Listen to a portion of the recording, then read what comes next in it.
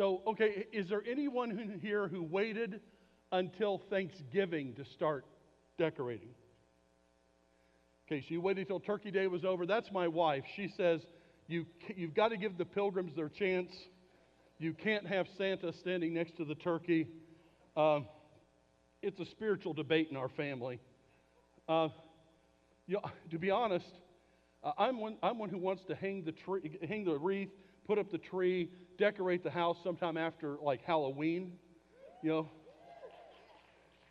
Even before Thanksgiving, to make sure we just get the whole season. I begged my wife to let me start right after Halloween, and she said no, and I'm kind of like, wow, that's not fair. And I get it. We all kind of approach Christmas decorating a little bit differently. Some of us approach Christmas like this. One of my favorite movie clips. Santa's coming to town. Oh my God! Santa here? I know him. Now, others of us kind of see the approach of Christmas like this. So it begins. I get it. But you're talking to a guy who actually keeps a nativity set up in his office year round. Year round. I actually hung lights and a wreath and even have a mini Christmas tree at my office right after Halloween because I could decorate there, just not at the house. I like going to Cracker Barrel because in September, what do they have already set out? They have a little Christmas section, and if you go back every week, you just watch Christmas start to take over everything. 98.1 in Noonan started playing Christmas music 24/7 before Thanksgiving. And just so you know, as a public service announcement, Pandora has 4 Christmas stations. Now, I do know there was a study put out that said that you can do psychological, emotional, mental health damage by listening to Christmas music too early. I'm just trying to test it, okay? I even get geeked when I stay up late night, watch MeTV out of Atlanta. In October, they said, and you can order this 2 CD set of Christmas favorites. And it was October. I even like, the Christmas in July sales. Now, by the way, you might go, Jim, that's just way too early to get hyped up for Christmas. But, that doesn't stop people from actually going to Santa Claus, Indiana. This is an actual town that celebrates Christmas year-round. It's even named Santa Claus. The streets are actually named after the reindeer. And the main street is like Candy Cane Lane. But if you really want to see Christmas on steroids, the largest Christmas store in the world is Bronner's Christmas Wonderland, open 363 days a year in Frankenmuth, Michigan. It is open year-round. It is so big, they have a restaurant halfway through it because you're going to have to bring a lunch to make it through the entire place. And I know what you're going, Jim, that's a little too much. That's a little too early to set up. But that's what brings us to John. John chapter 1.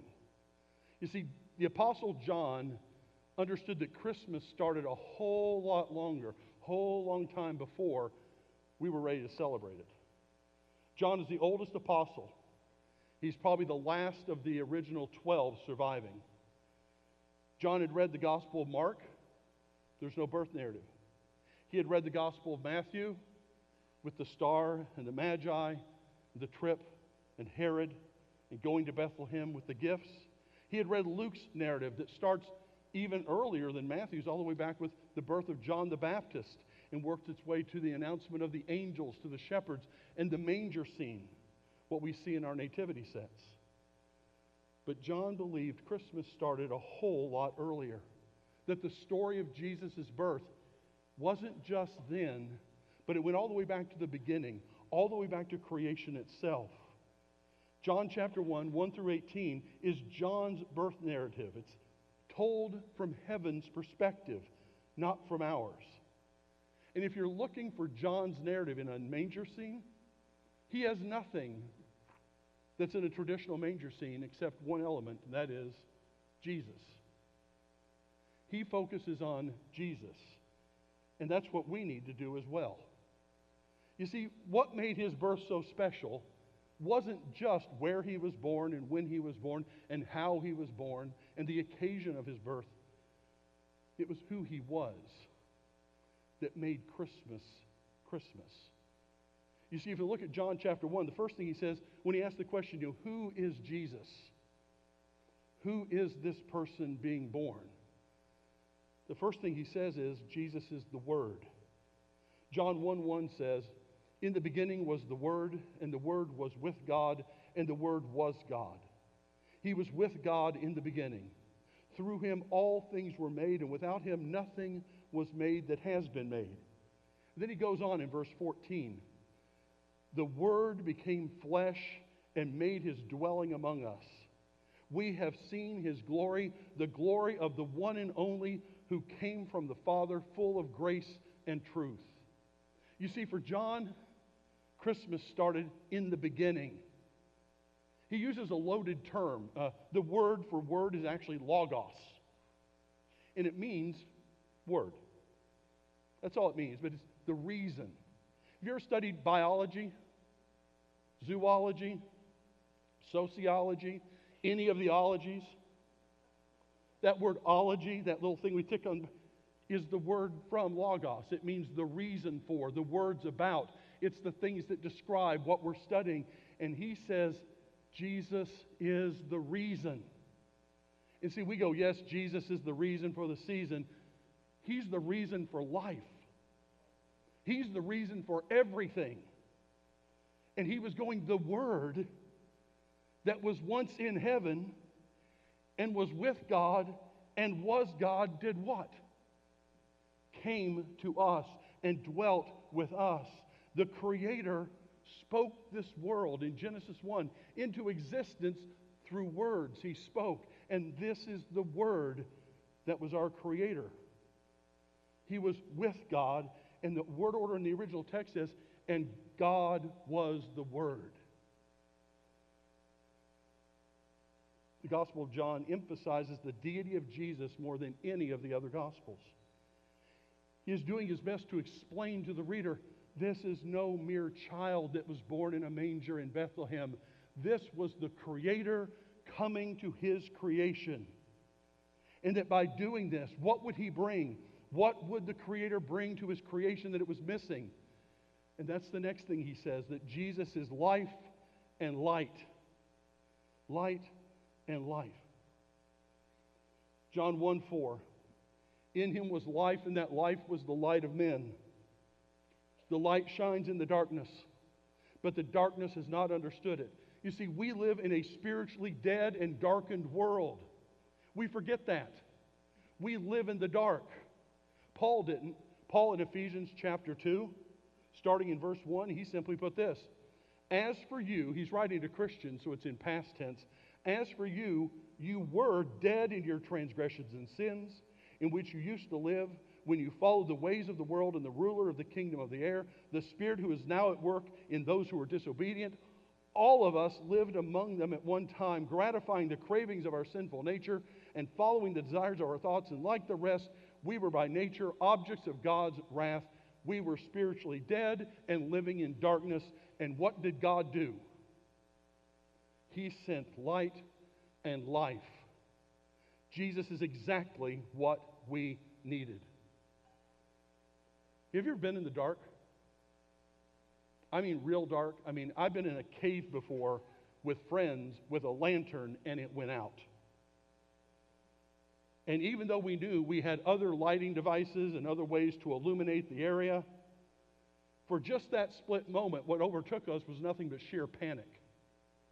Because we realized we were totally pitch dark. That's the world. It may not be physically dark, but emotionally, spiritually, dark. Jesus was almost too good to be true.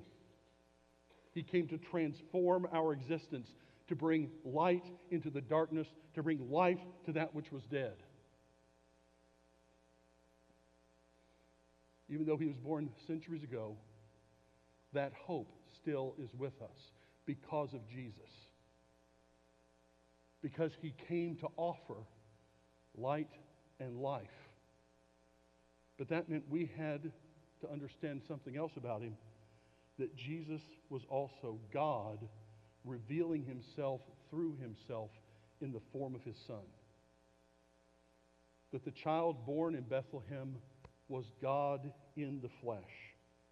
John 1:18, no one has ever seen God, but God, the one and only, who is at the Father's side, has made him known. Notice, the God who is at the Father's side, the Word who was with God, was God, and he has made him know. Now, no one has ever been in the pure presence of God. You know, Abraham saw a theophany, an appearance of God, as three people approaching his tent.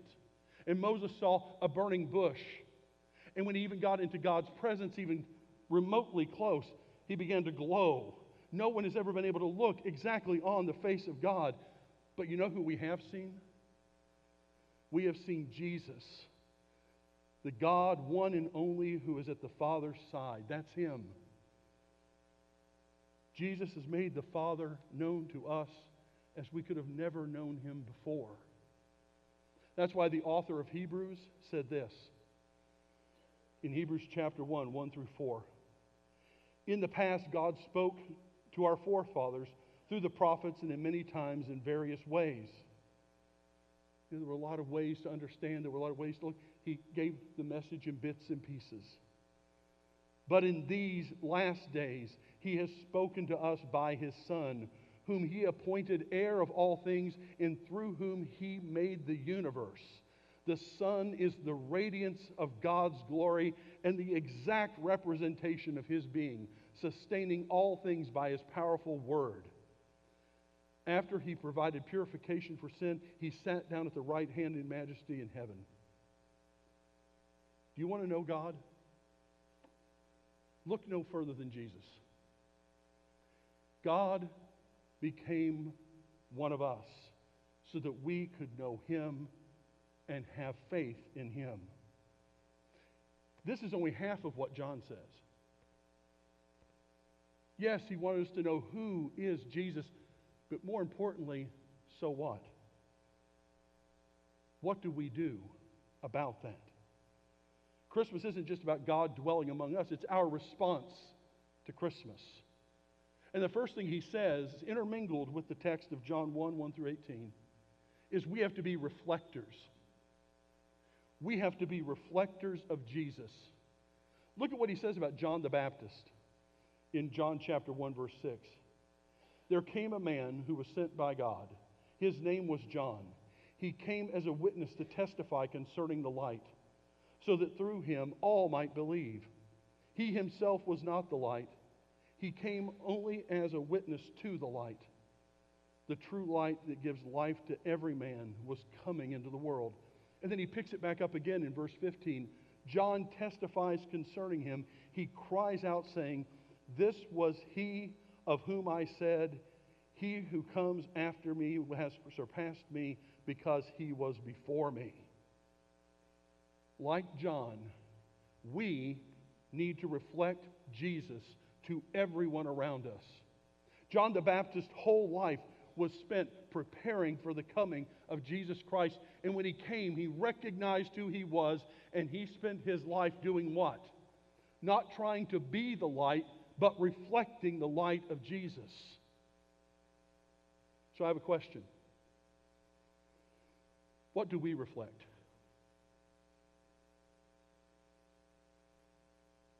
When people look at our lives, when they see us in our daily walk, who do we reflect? What do we reflect? What's their first impression? You see, we tend to reflect whatever is at the center of our life, whatever is at the core of our life. You know, just like the sun with planets, there is no shining from the moon, there is no planets that shine. They simply do what? Reflect what's at the center. We're meant to reflect not our own light, but the light of Jesus Christ. Not just during the Christmas season, but all the time. So I want to say, be a reflector. That means take the opportunity to share Jesus with your friends, your neighbors, your classmates, your coworkers, everyone you come into account with, everyone you brush into, everyone who sees you, reflect Jesus Christ. Tell them about him. And you might be going, Jim, I don't know how to tell anybody about Jesus Christ. I'm a little uncomfortable, and not only that, but I don't know how. Well, let me just say this. After service, I prepared a guide. They're available at the Blue Umbrella that will show you how to share Jesus with somebody. And if we need to talk and go through it, you know how to get a hold of me. I can even show you how to use your smartphone as an evangelistic device and download a tool to present the gospel. In other words, if you want to be a reflector this Christmas season and after, we'll help. Just let us do it. But that's not all, because what are you reflecting? Well, you can only reflect what you've received yourself. So John says you have to be a receiver of Jesus. Look at verse 10 in chapter 1. He was in the world, and though the world was made through him, the world did not recognize him. He came to that which was his own, and his own did not receive him. Yet to all who received him, to those who believe in his name, and by the way, I'm going to push pause right there. We all know Christmas is a time of giving, but it's also a time of receiving. It's very difficult to give without a receiver. And God gave his gift, and he's going, I wanted you to receive it. I'm giving it to you. But some people didn't want it. Have you ever bought a gift for somebody and you thought this is going to make their day, this is going to be it, this is going to be fantastic, this is the Christmas gift under the tree, and they didn't like it? And you could tell it wasn't the wow factor you were looking for? My parents have told me the story that once they got me this fantastic toy, and I spent the entire Christmas even playing with the box that it came out of. Okay? I get it. You have to be willing to receive in order to reflect. And we talk about those happy greetings when friends come to call. Well, that might be a high five, a fist bump, a handshake, or a hug. My family is a family of huggers. And the worst thing is, and I mean it, total strangers, big hug. The worst thing is when you bring somebody who's not part of the family to meet them, and they're not from a hugger family. That happened. We were on a trip, my wife and I, we brought our niece, Martha. And Martha is my wife's niece, mine, of course, as well, but from my wife's side of the family, and we introduced them to my extended family, aunts, uncles, cousins. It was like a lineup. Oh, it's so good to have you. And the poor girl's just standing there shivering like this. She's not willing to receive. She didn't want, afterwards she went, that was horrible. And I was like, yeah, we thought it was hilarious. Okay, but it was horrible for you. We were having a great time. You see, John 1 contains two great ironies. He's the creator, and he comes to his creation, and they don't even recognize him. He came to his own, and his own rejected him. They gave that awkward, who are you? But we're receivers. We believe in Jesus. We've accepted him as our Savior. We recognize, just like he finishes his thought in verse 16. For the fullness of his grace, we have all received one blessing after another. For the law was given through Moses, but grace and truth came through Jesus Christ. We couldn't save ourselves. We were dead and dark, and God sent light and life, and we believed. We accepted him. We received him. He was the gift. We were the receiver. I don't know where you're at on your spiritual walk, where you are on the road to God right now. But if you're open and you're not resistant and you want to receive, don't pass up the opportunity. When the service is over, come over to Heritage at 5. We'll be there. We can pray, we can talk, we can share, we can help. And by the way, when we receive Jesus, it changes us. And we become relations, children of God through Jesus Christ. Look what he says at the end of verse 12. those who received, He gave the right to become children of God, children born not of natural descent, nor of a human decision or a husband's will, but born of God. My family is from eastern Kentucky, Appalachia, and we talk about who's your relations, who's your family. Well, see, the answer when you're a Christian, if who's your family, who's your relations, God is my Father. Jesus is my brother. These are my brothers and sisters. He makes us His sons and daughters through adoption, by bringing us into His family, not by natural descent, not by the will of a husband or by human decisions, but we are brought in by adoption. By the way, Karen and I are parents of 3 wonderful kids, Bud, Dovey, and Dylan, and they are all adopted. We adopted Dylan when he was 5, Dovey when she was 10, and Bud when he was 14. Yes, we went from having small children to a 14-year-old boy in our house. And you know what? They are our children. We are a family. They have grown up. 2 of them are married. We're now grandparents. They're not our adopted children.